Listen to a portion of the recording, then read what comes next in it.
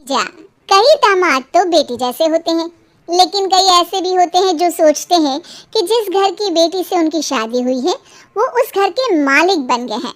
ऐसी ही कहानी है रोहन की, जिसकी शादी होती है रिया से। एक दिन रोहन रिया के मायके जाता है।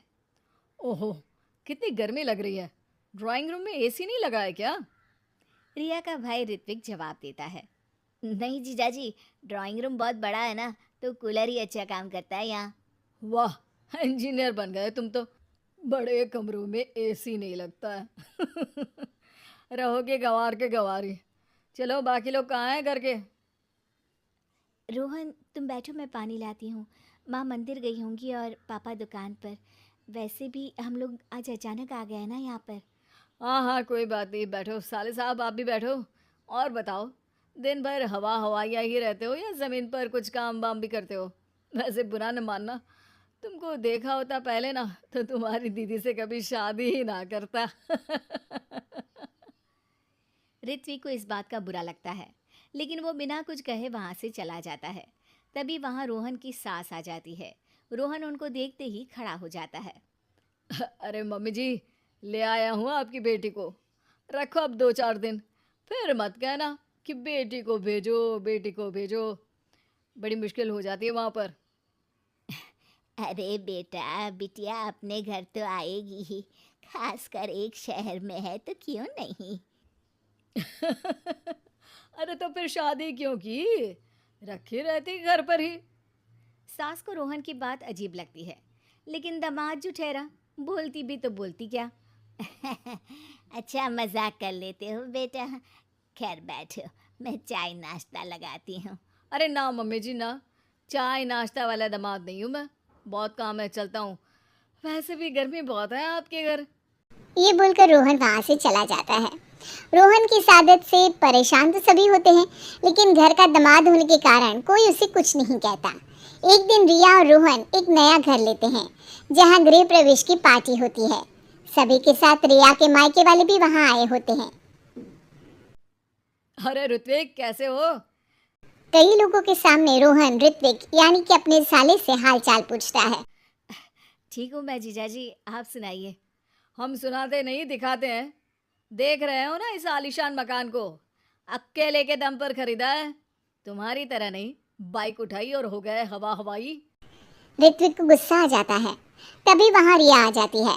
रिया भाई की बेइज्जती देखकर सभी के सामने कहती है, मेरा भाई देश की सबसे अच्छी कॉलेज से इंजीनियरिंग कर रहा है।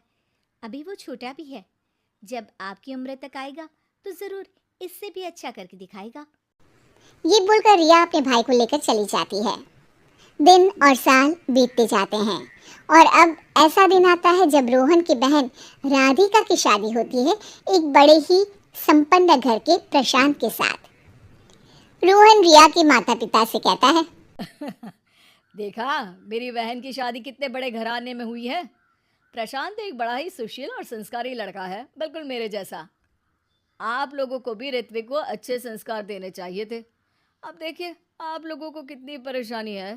हाँ, आप ठीक कह रहे हैं दामाद जी। तभी वहां प्रशांत आ जाता है। अरे रोहन, ये चाबी लो, मेरी कार को ज़रा साइड में पार्क कर दो। राधिका जिद कर रही थी, भाई भाभी को देखने का मन कर रहा है तो आ गया, वरना छोटे घरों में तो मेरा दम घुटता है। सास के सामने प्रशांत का इस तरीके का व्यवहार रोहन को सक पका देता है। अरे ये क्या, जो रोहन ऑलराउंडर और परफेक्शन से भी ज्यादा परफेक्ट है, उसे कोई और दबा गया। हाँ हाँ, क्यों नहीं, बैठो बैठो। मैं तो खुद रिया से कह रहा था कि घर छोटा है, बड़ा ले लेना चाहिए। अरे नहीं नहीं, तुम जितना कमा रहे हो उतने में तो यही घर मेंटेन कर लो, वही बहुत है। ऐसा ना हो कि बड़ा घर ले लो, खर्चा उठा ना पाओ और आ जाओ हमारे पास पैसे मांगने। वैसे बुरा न मानना, गली भी पतली है और मेरी कार ना थोड़ी ज़्यादा लंबी है। जाओ जल्दी से लगा कर आओ। रोहन मरता क्या न करता, चला जाता है। रिया की माँ को ये देखकर अच्छा तो नहीं लगता, लेकिन फिर वे भी सोचती हैं कि रोहन के सामने कोई तो सभा से आया। थोड़ी देर बाद ऋत्विक भी वहां आ जाता है। चलो माँ, अब चलते हैं, मेरा काम हो गया।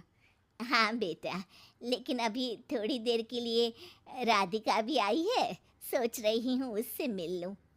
तभी बाहर से रोहन भी आ जाता है। अब रोहन, ऋत्विक और प्रशांत एक जगह होते हैं जहां प्रशांत ऋत्विक से बात करता अरे तुम रिया भाभी के भाई हो ना? कपड़े तो बहुत अच्छे लग रहे हैं तुम्हारे। डिजाइनर वेयर है क्या? जी, मुझे ये डिज़ाइनर ही पसंद है। आ, वैसे पढ़ाई क्या कर रहे हो तुम? मैं वालिया कॉलेज से इंजीनियरिंग कर रहा हूँ। अरे वाह, उस कॉलेज में तो एडमिशन ही नहीं मिलता। वहाँ से निकलो तो जिंदगी सेट हो जाती है। बाकी एक ये है रोहन साहब, पता नहीं कौन सा कॉलेज बता रहे थे।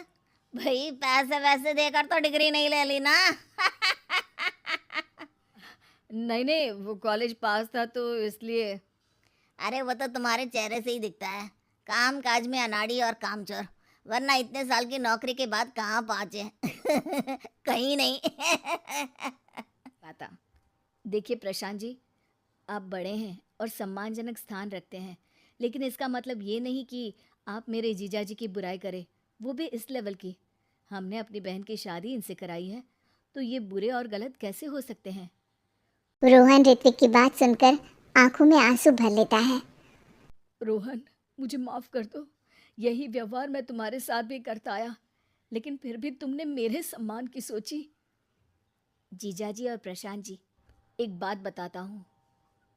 जिस घर में आपकी शादी होती है, वो आपको अपने जिगर का टुकड़ा देते हैं, तो उनसे तो बड़ा आपके जीवन में कोई हो ही नहीं सकता। वो आपका सम्मान करते हैं ताकि आप उनकी बेटी को प्यार और सम्मान दें।